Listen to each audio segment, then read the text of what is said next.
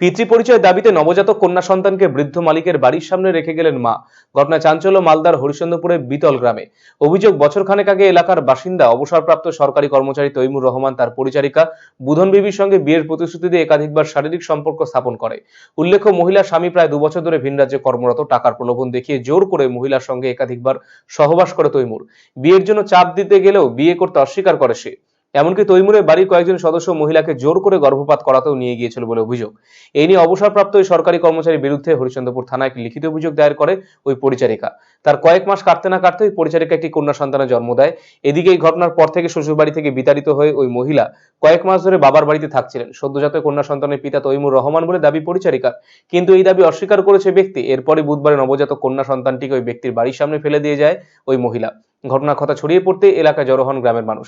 খবর পেয়ে হরিশ্চন্দ্রপুর থানা পুলিশ এসে সদ্যযাত্রীকে উদ্ধার করে হরিশ্চন্দ্রপুর গ্রামীণ হাসপাতালে ভর্তি করেছে। অন্যদিকে ঘটনার পর থেকে পলাতক অভিযুক্ত তৈমুর রহমান। মানে তৈমুর রহমান কি আপনার স্বামী হলো? না, স্বামী হলো না। তাহলে আপনার পেটে যে বাচ্চাটা ছিল, এই সন্তানটা কার ছিল? ওর আছে, কার কে লোকটা? তৈমুর রহমানের। তো এখন আপনি কি চাইছেন? আমি এখনকার সিদ্ধান্ত চাচ্ছি। বলছে আপনার যে স্বামীর সঙ্গে যে সংসার করতেন, হ্যাঁ। আপনি কি ওই শ্বশুর বাড়িতে থাকেন এখন? না, থাকি না, বাবার বাড়ি থাকি। যেই সন্তানটাকে রেখে এসছো তৈমুরের বাড়িতে, ওর বয়স কত?